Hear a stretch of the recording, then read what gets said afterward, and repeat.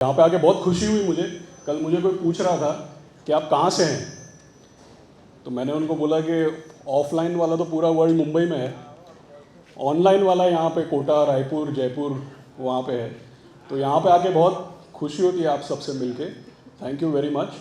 आजकल मैं जितने भी लोगों को मिलता हूँ, बहुत सारे लोगों को अमेरिका की आर्थिक व्यवस्था की चिंता है,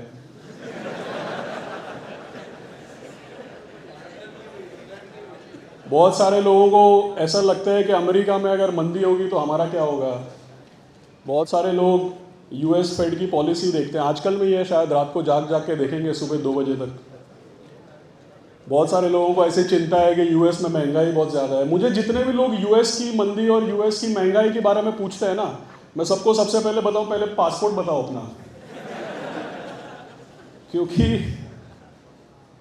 क्योंकि इतना फॉलो करते हैं लोग, मानो कि मतलब कि यूएस ही पहुंच गए वो लोग एक्चुअली सब। देखो, उनकी मंदी अपनी मंदी नहीं है, उनकी महंगाई अपनी महंगाई नहीं है। जितना अपने को लगता है उतने इम्पोर्टेंट अपन है भी नहीं, अपना अलग से चल रहा है, उसको आप फॉलो करो। और एक चीज़ मैं बोल सकता हूँ कि मैं 24 साल से हूँ म्यूचुअल फंड इंडस्ट्री में, स्टॉक मार्केट्स में। यहाँ पे बहुत सारे लोग हैं जो बहुत यंग हैं, बहुत सारे लोग हैं यहाँ पे जो बहुत यंग हैं। काफ़ी सारे लोग एक तो दाढ़ी देख के ही स्विच ऑफ हो गए होंगे, बाकी 24 साल सुन के स्विच ऑफ हो गए होंगे। लेकिन 24 साल का एक फ़ायदा है, मेरे 24 साल में मेरे को कम से कम 4 बार ऐसा बोला गया है कि दुनिया ख़त्म हो जाएगी।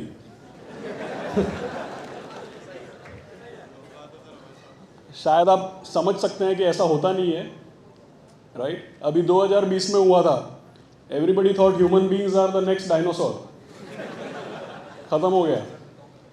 तो मेरे को 24 साल में 4 बार ऐसा बोला गया है, लेकिन ऐसा होता नहीं है, राइट।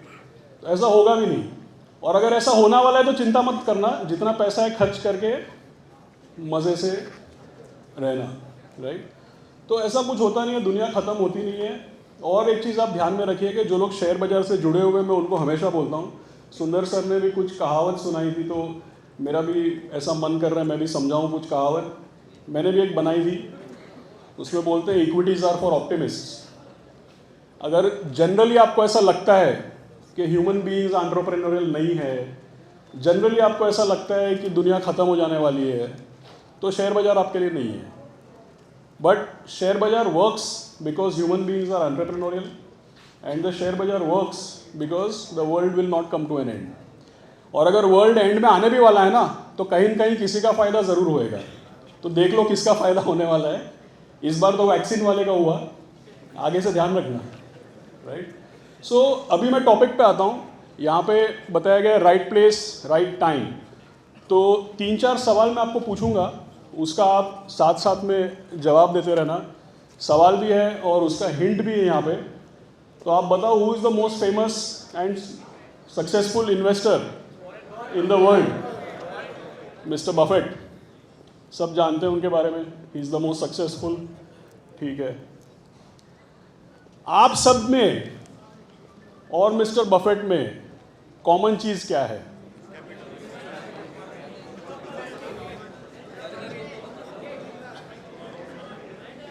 अरे ऐसा सब गैसवर्क मत करो, नीचे हिंट भी लिखा है। अगर आपने बफेट, देखिए यहाँ पे मैं बहुत इंप्रेस हो गया कि बहुत सारे लोगों ने बफेट साहब के बारे में पढ़ा है, वो जानते हैं कि ऑप्शन ट्रेडिंग में बफेट साहब बहुत पैसा कमाते हैं, राइट। तो आपने ये चीज़ भी शायद उनके बारे में पढ़ी होगी। व्हाट डज ही से व्हेन मिस्टर, देखिए मिस्टर बफेट जो हैं, very successful investor, very rich man, very intelligent, but आपको पता होगा कि ही इज़ वेरी हम्बल। तो उनको जब पूछा जाता है कि सर आपके सक्सेस का राज क्या है, तो क्या बताते हैं वो? व्हाट डज ही से?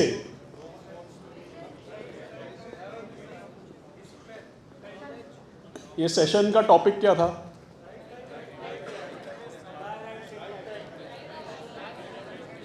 सेशन में लिखा था राइट प्लेस राइट टाइम। और मिस्टर बफेट जो है वो अपने सक्सेस का राज क्या बताते हैं? ये कॉम्प्लिकेटेड चीज़ है। He says that he one the ovarian lottery. इसका क्या मतलब है? आप सब समझते हैं ओवेरियन लॉटरी क्या होता है? अच्छा, मैं समझाता हूँ। आपको पता है how human beings are born? Human beings का जब बर्थ होने वाला होता है तो एक रेस लगती है, millions of guys are swimming, one becomes successful, sorry survival of, एक रेस लगती है, मिलियंस ऑफ पार्टिकल्स की एक रेस लगती है, एक सर्वाइवल ऑफ द फिटेस्ट होता है, एक बंदा रेस जीत जाता है, वहां से एम्ब्रियो फॉर्म होता है। तो वहां तक तो आप सक्सेसफुल ही है, मतलब पहुंच गए, यहां पे बैठे हैं तो ऑब्वियस सी बात है। लेकिन आपको पता है रेस स्टार्ट होने के पहले भी कौन से देश में कौन से समय पे वो रेस खेला गया वो तो आपने डिसाइड ही नहीं किया, वहां तो आपका टोटल लक है, it's complete luck. When mister Buffett is asked कि उनके सक्सेस का राज क्या है, पता है आपको क्या बताते हैं कि मैं 1930 में यूएस में पैदा हुआ और 1950, 1960, 1970 में मेरे इन्वेस्टमेंट का करियर आगे बढ़ा, वो मेरे सक्सेस का सबसे बड़ा कारण है। तो आप सोच के बताइए, if mister Buffett was born in Afghanistan, Bangladesh और केन्या इंस्टेड ऑफ यूएस, तो क्या वो मिस्टर बफेट होते? अगर यूएस में बॉर्न होते लेकिन 1930 के बजाय 1830 में पैदा होते तो क्या वो मिस्टर बफेट होते? नहीं होते।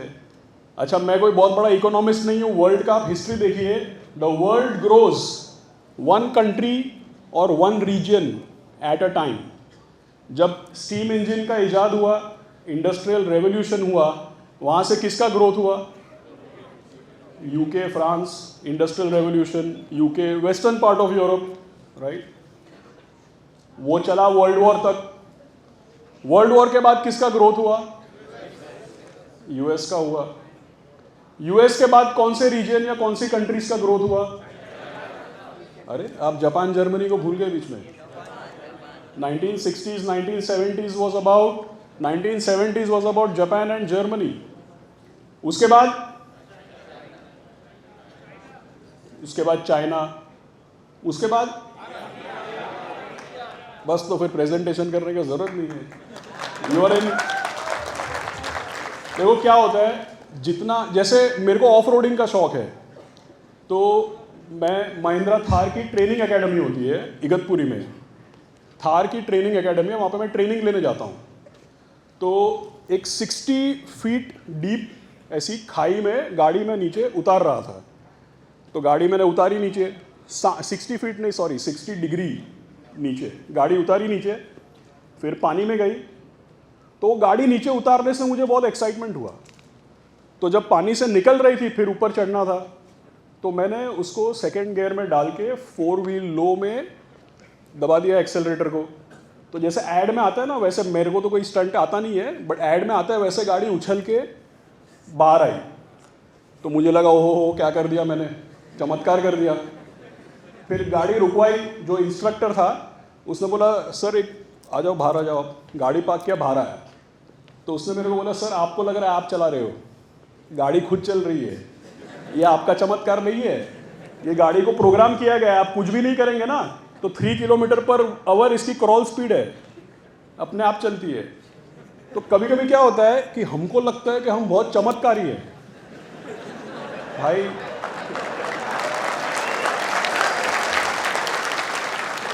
आप चमत्कारी हो, आप बहुत प्रभावी हो, सब बराबर है, but what is important is because you are in the right place at the right time. इधर ऐसा इतना बड़ा भाषण हम लोग केन्या में नहीं कर सकते हैं, अफगानिस्तान में भी नहीं कर सकते हैं। तो आप यहाँ पे आ गए, आप यहाँ पे हो, that is what you are actually lucky about. But last question, जब भी किसी को बोला जाता है कि right place right time, I told you mister Buffett is humble, so he says it is right place right time, and we are fools, so we think that it is only about luck. It is about luck, but is it only about luck? तो आपने ये picture देखा होगा हेरा फेरी। अक्षय कुमार क्या बोलता है लक्ष्मी जी के बारे में हेरा फेरी मूवी में?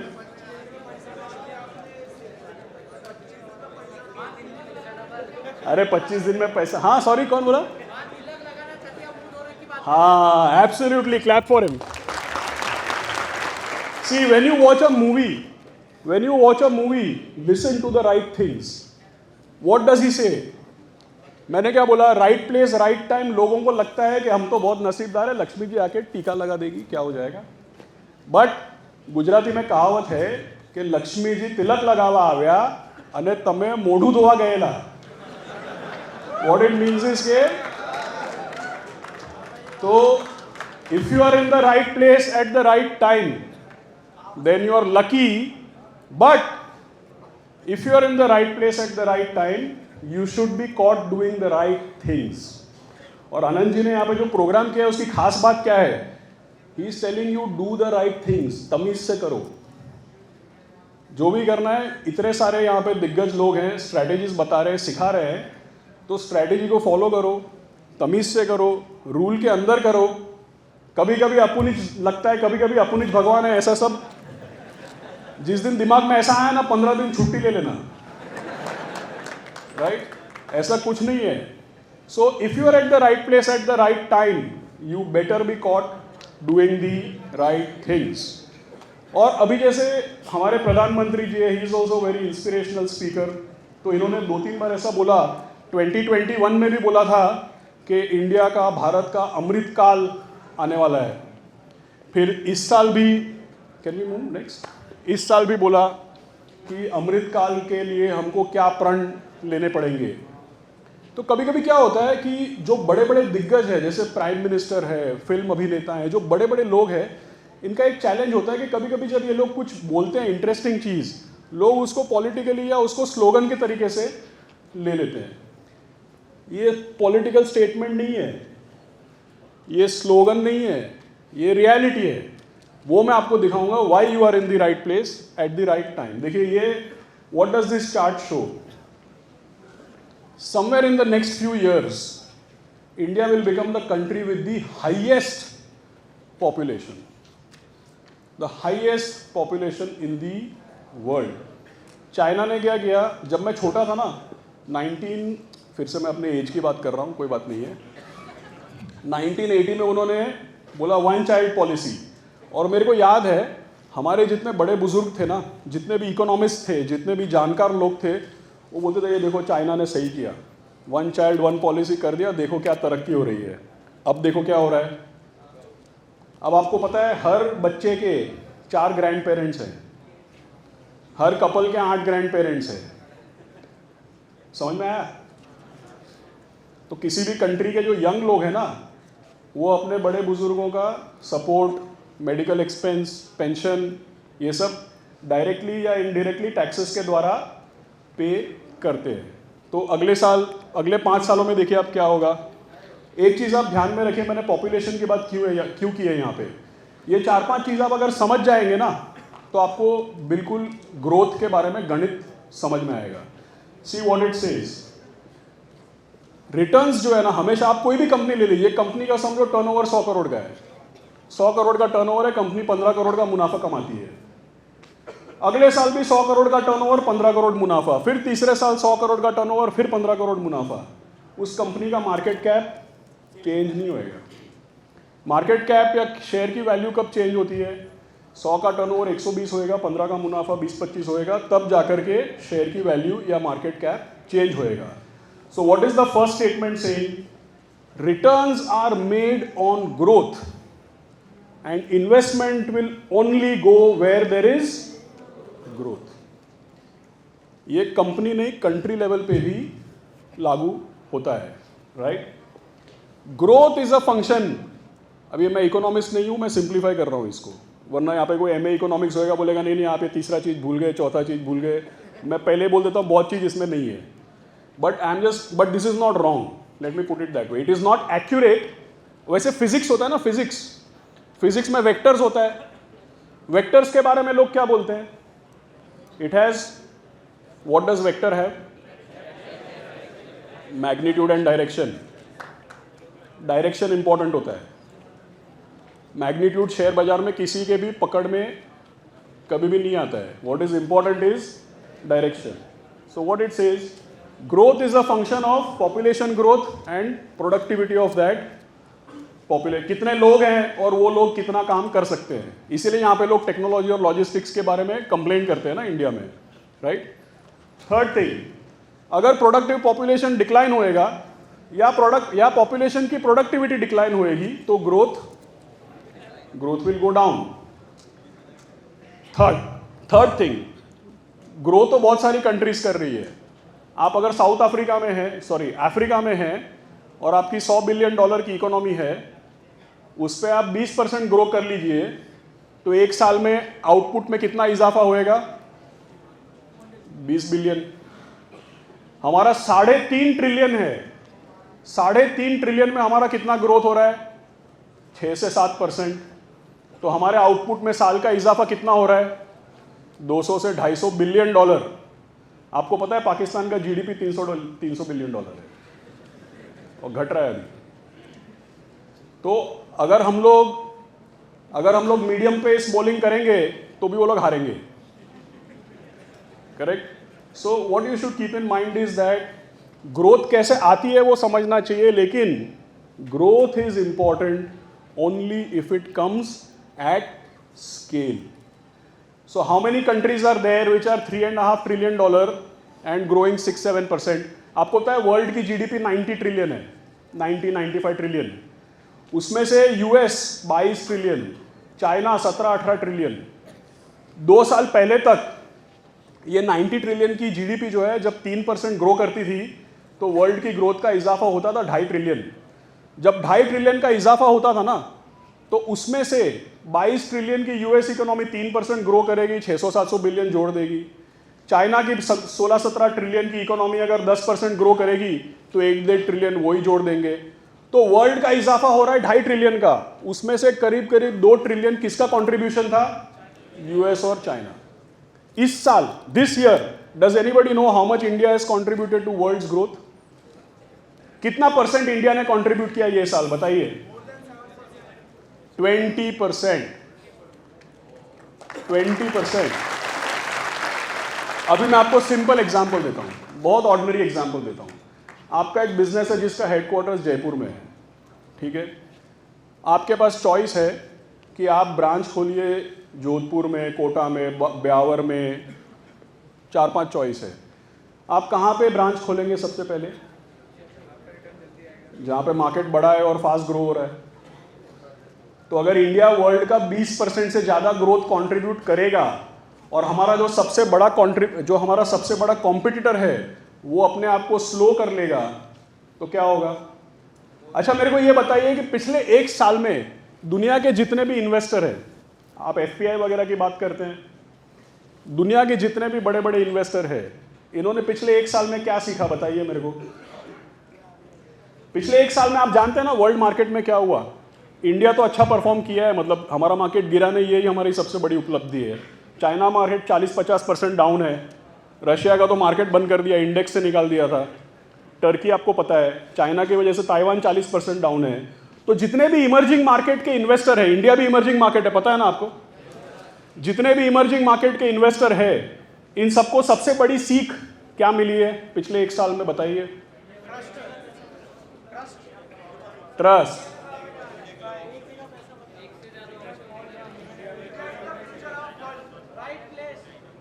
उनको ये सीखने को मिला है कि फ्री मार्केट होने के लिए डेमोक्रेसी होना जरूरी है। क्योंकि चाइना में क्या हुआ, एक बंदे या एक पार्टी ने डिसाइड कर लिया ये edtech company, gaming company, US का लिस्टिंग, ये सब हमको नहीं चाहिए, आउट। आपको पता है सबसे बड़ी संस्था है गोल्डमैन सैक्स, इन्होंने एक इमर्जिंग मार्केट फंड लॉन्च किया है। पता है इसकी खास बात क्या है? Emerging market fund x China.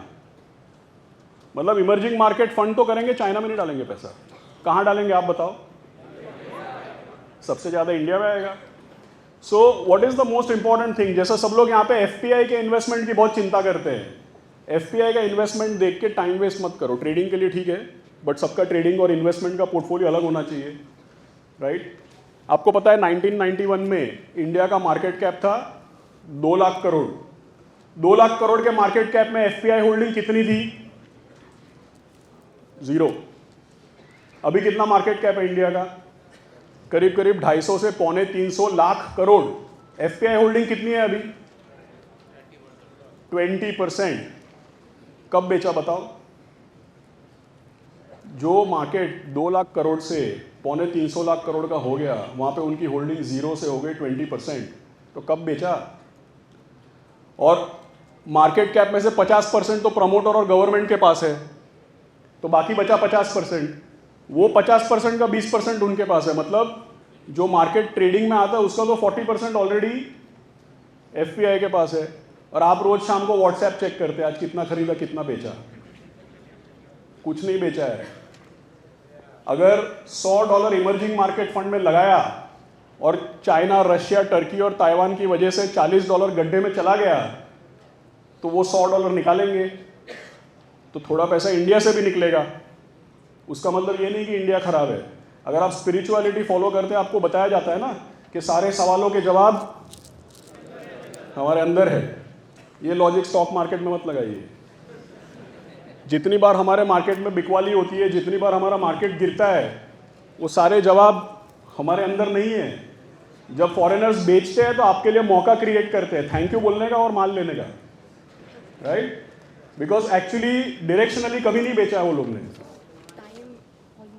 No problem. So this is what you should remember. ये क्या दिखाता है कि अगले 5 से 10 साल में India will be 23% of the world's working age population.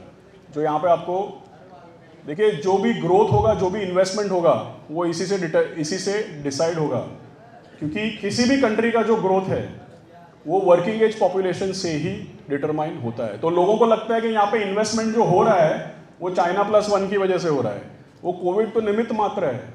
ये डेटा क्या दिखाता है कि अगले थोड़े सालों में चाइना का जो वर्किंग एज पॉपुलेशन है वो भारी रफ्तार से गिरेगा। यूरोप का ऑलरेडी गिर रहा है। जापान में तो 33% of the people are more than 65 years of age. US का भी गिर रहा है, लेकिन यूएस में क्या है, 20-25 साल के बाद संभल जाएगा, क्योंकि वो लोग इमिग्रेशन अलाउ करते हैं। तो आपके बच्चे जाके उनका पॉपुलेशन संभाल लेंगे, वो तो ठीक है। अगले 20-25 साल में वहाँ का प्रेसिडेंट भी इंडियन होएगा, ये भी पक्की बात है। उसमें मेरा कोई फोरकास्ट की जरूरत नहीं है। It is arithmetic and probability that Indian will be US president, correct? तो इंडिया का वर्किंग एज पॉपुलेशन दुनिया का 25%। It will be, let me tell you one simple thing, जो लास्ट में यहाँ पे लिखा है, India will be the biggest consumer market, the biggest labour market and the highest growth investment destination in the whole world. So this if you remember. And the last thing, अभी हमारा $2,500 पर capita income है। तो what is the good news कि हम पहले है नहीं इसमें, इसके पीछे बहुत हिस्ट्री है। लेकिन वर्ल्ड की हिस्ट्री क्या बताती है, जो प्रांजल भाई ने भी थोड़े टाइम पहले कंज्यूमर वगैरह की बात की थी, वर्ल्ड की हिस्ट्री ये बताती है कि जब एक कंट्री, आप वीडियो गेम्स खेलते होंगे, खेले होंगे आपने, I don't know, may be that is also reflective of my age, I don't know what you're playing now days. But video game में खास बात क्या होती है, जैसे जैसे आप गेम खेलते जाते हैं, बढ़ते जाते हैं, तो आप लेवल्स क्रॉस करते हैं ना। जब आप लेवल्स क्रॉस करते हैं तो नए नए टूल्स और वेपन्स आपके लिए ओपन हो जाते हैं। गेम भी फास्ट होता है, गेम भी डिफिकल्ट होता है, लेकिन जैसे जैसे आप क्रॉस करते हैं तो नए नए वेपन्स और नए नए टूल्स खुलते जाते हैं। किसी भी कंट्री का पर कैपिटा इनकम जो है ना, वो वीडियो गेम के लेवल्स की तरह है। $2,500 में जो आपको दिखता है पर कैपिटा इनकम, $2,500 में जो आपको दिखता है वैसा ही है। लेकिन हिस्ट्री क्या दिखाती है वर्ल्ड की, कि जब लोग मिडिल क्लास होने लगते हैं, $2,000 का $3,000, $4,000 पर कैपिटा इनकम जब बनने लगता है, तो आपको पता है लोगों की फर्स्ट प्रायोरिटी क्या होती है? They want to look better, they want to dress better, they want to eat better. So जैसे यहाँ पे कभी कभी ना लोग बोलते हैं कि इंडिया में तो ऑटो सेक्टर चलेगा ही नहीं, खत्म हो गया। वर्ल्ड की हिस्ट्री देखा दी है भाई, $5,000 के बाद तो ऑटो सेक्टर स्टार्ट होता है, अभी तो स्टार्ट ही नहीं हुआ है। So what does this show, what does it show? आप देखिए क्या दिखाता है। अभी हम लोग $2,500 से $2,500 के आसपास हैं। ये क्या दिखाता है आपको? $5,000 में ट्रैवल, ट्रांसपोर्टेशन, मोबिलिटी, $6,000 के बाद ट्रैवल, टूरिज्म, रिक्रिएशन। और भाई ये मैं आपको 10-20 साल का प्लान नहीं बता रहा हूँ, जिस रफ्तार से जीडीपी बढ़ती है उस रफ्तार से थैंकफुली पॉपुलेशन नहीं बढ़ता है. So per capita income, if your GDP doubles in 6 years, per capita income will double much earlier. क्योंकि जीडीपी है ना, एक्स ऑफ इन्फ्लेशन जीडीपी समझो 6-7% बढ़ती है, लेकिन पॉपुलेशन तो 1-8% बढ़ रहा है ना, थैंकफुली. पहले जितने वेले नहीं है लोग अभी यहाँ पे, राइट. और अच्छा है हमारी पॉलिसीज भी हमारे पड़ोसी देश जैसी नहीं है, तो सब ठीक ठाक बैलेंस में है. So ultimately what will happen in next 5 to 6 years, we will be $5,000 per capita income. $5,000 per capita income होगा ना, फिर मेरे को पंकज सर बोल रहे थे यहाँ पे एयरपोर्ट नहीं चालू हो रहा है, उसके पहले पहले चालू करना पड़ेगा भाई, वरना यहाँ पे 2-4 लोग प्राइवेट जेट ले लेंगे, फिर क्या करेंगे, राइट. सो आप लोग, इसलिए मैंने ये सब आप ध्यान में रखिए, पक्का होने वाला है. अभी आप कौन सा स्ट्रैटेजी फॉलो करेंगे, आप अपना पोर्टफोलियो कैसे मैनेज करेंगे, वो सब मैं आपके ऊपर छोड़ता हूँ. लेकिन खास बात क्या है, खास बात ये है कि if you are investing in Indian equity in 2020 and 2030, you will need to be exceptionally talented to not make money. मतलब आप भारी टैलेंट दिखा देंगे ना, मतलब आप ऐसा डिसाइड कर लो कि आपने मालामाल पिक्चर देखा है, नया नहीं पुराना, अरे हर बात में मेरे एज की बात आ रही है, नसीरुद्दीन शाह वाला देखा है. What was his challenge? उसको चैलेंज ऐसा दिया जाता है कि तू खर्च ले, कितना खर्च सकता है, ऐसा चैलेंज उसको दिया जाता है, नहीं खर्चा कर पाता है वो, राइट. तो आप लोगों के क्या चैलेंज है कि आप ऐसा डिसाइड कर लो कि मैं देखता हूं कैसे पैसा बनता है, नहीं बनने दूंगा मैं, नहीं होएगा. क्योंकि क्या है कि एक एस्केलेटर है ना, समझो एक एस्केलेटर ऊपर जा रहा है, आप नीचे जाके दिखा दो यार बहुत टैलेंटेड हो आप. It will need exceptional talent to not make money. आप देखो, आपको हमेशा आनंद भाई बोलते होंगे 5 years कम से कम इन्वेस्टमेंट करना चाहिए, SIP करना चाहिए, अच्छे स्टॉक्स लेने चाहिए, जो भी आप स्ट्रैटेजी फॉलो करते हो. 5 years ऐसे सब बोलते हैं ना. नेक्स्ट 5 year छोड़ दो, लास्ट 5 year बताओ, लास्ट 5 year में निफ्टी का रिटर्न कितना है? 5 साल पहले निफ्टी कितना था? 10,000. अभी कितना है? 17.5. तो 5 साल में 75%. तो CAGR में हुआ होगा कुछ 12-13%, करेक्ट. पिछले 5 साल में 3 बार तो लोगों ने बोल दिया दुनिया खत्म होने वाली है. पहले इतना बड़ा IL&FS डिफॉल्ट हो गया, क्रेडिट क्राइसिस हो गया यहाँ पे, 2-4 तो बैंक गायब हो गई. उसके बाद कोविड आ गया. अब तो हद हो गई, अमेरिका में ब्याज दर बढ़ रहा है, सब लोग फेड पॉलिसी देख रहे हैं. तो 5 साल में 3 बार तो लोग एकदम घबरा गए, एकदम दुनिया खत्म हो गई. फिर भी 12-13% बना. अब पिछले 5 साल में जिसने अपना पैसा पकड़ के नहीं रखा और बहुत सारा इन एंड आउट कर दिया, तो वो तो टैलेंटेड लोग है ना भाई, उसका क्या कर सकते हैं. इंडेक्स में तो बना ही है, राइट. तो खराब से खराब माहौल में ये हुआ है, अभी ये सब होने वाला है, आप देखो क्या होएगा. So what is most important, do the right thing. Start investing बोलने का फायदा नहीं है, मेरे को सबने ऐसा हाथ दिखाया था स्टार्टिंग में सुबह को, बट स्टे इन्वेस्टेड. ऐसा कुछ भी मत करो कि आपको धक्का मार के मार्केट बाहर निकाल दे. तो डटे रहो. All the best to you. I am very very thankful to you. White Oak Capital is thankful to you. I wish you all the best. Thank you.